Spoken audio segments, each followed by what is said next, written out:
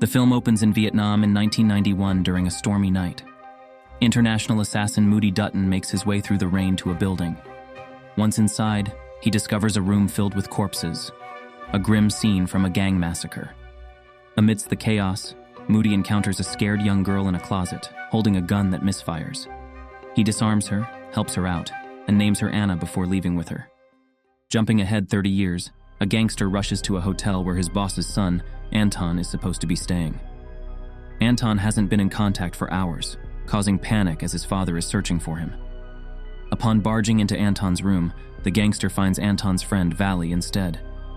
It's revealed that Anton has been kidnapped, and the kidnappers demand a $3 million ransom directly from his father. At the agreed-upon exchange spot, the gangsters await the transaction with guns ready. When a blue van arrives, they discover a grown-up Anna inside. Suspicions rise, and they take her to their boss, Don Pra.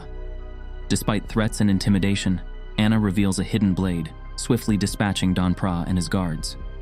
Calmly leaving the cash behind, she exits the building. As the guards pursue her, they are systematically eliminated by a sniper. In the woods, Moody leaves Anton tied up and drives away with Anna in the mobster's van. He discards his rifle in a nearby lake and reports the successful job to his client, receiving payment. The following day, Anna, who uses a bookstore as a front for her assassin work, returns home after a busy day to prepare cupcakes for Moody's 70th birthday. Arriving at Moody's mansion, Anna meets his caregiver and plans a surprise for Moody. However, Moody reacts aggressively, attacking them with his new drone, refusing to acknowledge his birthday. Anna gives him a cupcake, urging him to make a wish, and gifts him a cherished flying VTOL that belonged to Albert King. Despite his declining health and a persistent cough, Moody rejects any assistance. He takes Anna to a secret hideout beneath the barn floor, revealing that he bought the building housing her bookstore, leaving it to her. Moody then tasks Anna with locating an old associate named Lucas Hayes. She seeks help from Benny, a friend who runs a dry cleaner store serving as a front for his hacking business, requesting Benny's assistance in tracking down Lucas. The man who showed interest in rare books, Michael Rembrandt, stopped by Anna's bookstore. He seemed more interested in Anna herself and left her his card. Anna later met with Benny, who provided information that Lucas Hayes had disappeared as a child.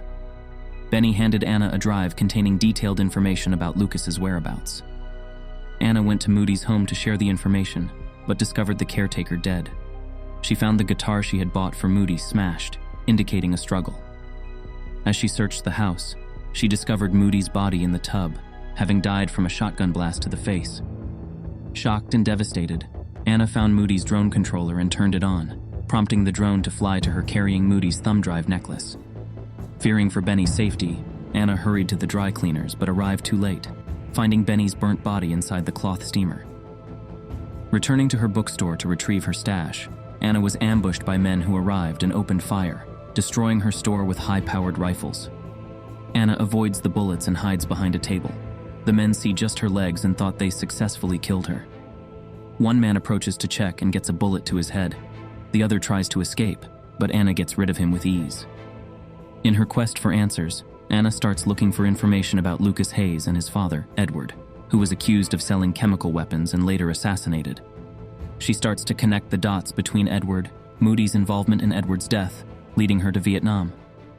Traveling to Vietnam, Anna finds herself in the countryside where a biker gang crosses paths with her. Riding her motorcycle skillfully, Anna maneuvers through the gang, leaving them shocked. The gang leader Billy Boy recognizes her and confronts her, intrigued by her connection to Moody and Edward's company. Anna shares some information about Moody's death and reveals the name Joso Hall, which sparks Billy Boy's interest. Anna learns that V, presumably involved with Edward's company, has tight security and a penchant for cigars. To arrange a meeting with V, Billy Boy helps Anna by contacting one of his bikers, who works in security for V's company, hoping to facilitate a meeting between Anna and V to get some answers. It appears that Anna's pursuit of answers led her into a perilous confrontation with V and his lawyer, Du. In a tense meeting at V's office, Anna is relentless in her interrogation about Lucas, Edward's son. As Du tries to silence her inquiries, he suddenly shoots Fallon, one of Anna's friends, and then confronts Anna demanding information. In a quick and decisive move, Anna reveals her combat skills, swiftly attacking Du with a concealed blade disguised as a cigar, slashing his face and escaping into the building's ventilation system. Chaos ensues as more men storm the room and start shooting, prompting Anna to take cover and evade the gunfire from the attackers. The situation becomes increasingly dangerous as Anna tries to navigate her way through the building's vents, aiming to find an escape route while evading V's men who are determined to take her down. In a tense showdown, Anna narrowly dodges bullets, swiftly activating the sprinklers to mask her movements. Swiftly dropping from the ceiling, she holds Du at gunpoint, compelling his henchmen to lower their weapons. Seizing an opportunity, she uses a power cable to shock her pursuers. Despite more men opening fire, Anna adeptly dispatches 2 attackers before grabbing a water hose to descend to the ground floor. Outside, her escape is cut short when she's struck by a car, causing her immense pain. Captured by Du and his men, Anna endures hours of interrogation and isolation. Despite torture, she remains resolute, prompting Du to bring in Rembrandt, a professional associate, who offers her bone broth for inflammation relief. Rembrandt reveals his detachment from Moody's demise, solely pinning the blame on Du. He proposes an alliance, promising assistance if Anna assists him. Du reluctantly agrees due to his prior unauthorized actions. However, Val intervenes, planning Anna's demise to deflect blame. Subdued by 3 assailants, Anna feigns surrender before unexpectedly retaliating. Overpowering her captors, she escapes, leaving Rembrandt astonished by her skills. Anna seeks counsel from Billy Boy, warned to flee for survival, yet she remains fixated on vengeance. Memories resurface, revealing Moody's sacrifice to secure her escape as a child. Driven by this memory, Anna remains determined to settle the score, disregarding warnings and preparing to confront Du, despite the looming danger. In an emotional moment, Anna's tears flow freely as she reminisces about the kindness Moody showed her. Encouraged by Billy, she secures passage deep into the Vietnam jungle. At a Catholic hospital, she assumes a guise from the Ministry of Health, persuading the nuns to hand over a file regarding Edward. Upon receiving the file number from Billy, she discovers discrepancies indicating Lucas Hayes never left the hospital. Returning to the hospital, she uncovers that Lucas, under the name Christian, was readmitted and now lives in darkness and silence due to being deaf and blind. Amidst this revelation, Rembrandt contacts Anna, aware of her location at the Catholic school, requesting a meeting. Despite her initial reluctance, Anna agrees to rendezvous with Rembrandt, setting a time and place. Over dinner, tensions rise between them, both drawing their guns in secret under the table. Yet an unexpected chemistry surfaces, leading to a flirtatious exchange. Rembrandt urges Anna to abandon her vendetta against his employer, emphasizing the danger she faces. But driven by her determination to avenge Moody, Anna remains resolute.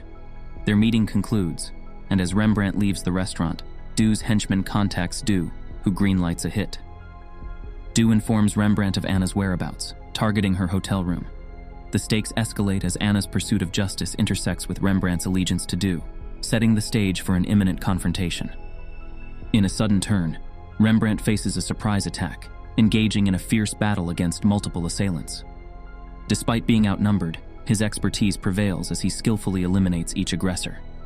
As he calmly walks away, seemingly unharmed, he dupes one of Du's men into tailing him, only to deceive the follower with a clever ruse involving a cab. Meanwhile, at Du's apartment, Anna orchestrates a vengeful ambush. Swiftly taking down Du's men, she tortures him in a similar fashion before delivering a fatal blow. As Rembrandt arrives at the scene, he discovers Du hanging from the roof, signaling Anna's ruthless retribution. Their paths cross when Anna, armed with a shotgun, hunts for Rembrandt. A tense showdown between Anna and Duke erupts, leading to a vicious close combat exchange. Despite the struggle, Anna gains an upper hand by severely injuring Duke's face. However, she's shot in the side before escaping the building. Unexpectedly, a cloaked figure intervenes, eliminating Anna's assailant. To her astonishment, the mysterious savior turns out to be Moody, who tends to her wounds. Moody reveals his ploy. He had orchestrated the attack at his mansion, disguising the last assailant to resemble him, ultimately coming to Anna's aid. Amidst preparations for Rembrandt's boss's charity banquet at the mansion, Anna and Rembrandt discover through Billy Bob that their arrival is anticipated. Security beefs up, with an extensive force, including dogs, drones, and patrolling boats guarding the compound. As the event commences, Rembrandt surveils the floor while Anna infiltrates disguised as a waitress. When Rembrandt's boss takes the stage for his speech, Anna aims her gun. But Rembrandt, sensing her intent, intervenes, causing a chaotic scene. The boss is swiftly escorted to a panic bunker for safety. In the turmoil, Anna exacerbates her wound, leaving a trail of blood that Rembrandt traces. A confrontation ensues between them, resulting in Anna being shot in the shoulder as she escapes. Meanwhile, Rembrandt relentlessly pursues her. Simultaneously, in the bunker, Moody ambushes the boss, revealing his true identity as Edward Hayes, who faked his death to conceal himself, his son, and their criminal empire. Moody accuses Edward of bringing these consequences upon himself, expressing his quest for Lucas was to reconcile for supposedly ending Edward's life, a task Edward himself had set in motion. In a moment of stark truth, Moody acknowledges his dark past, admitting his culpability in the lives he's taken, realizing he's no better than Edward. Accepting their shared guilt, he unveils a bomb, intending to end both their lives. Meanwhile, Rembrandt locates the injured and bleeding Anna, contemplating whether to take her down. However, before he acts, Moody's bomb detonates, throwing them backward, granting Anna an opportunity to flee. Returning to her hometown, Anna revisits the harrowing memory of the night her parents were ruthlessly murdered by a gang. She recalls being taken to their hideout, witnessing a gang member assembling a gun and seizing a moment to retaliate, eliminating those responsible for her family's brutal demise. Finding her way back to her apartment, Anna encounters Rembrandt, both pointing guns at each other. A gunshot resonates, followed by Anna leaving the building alone.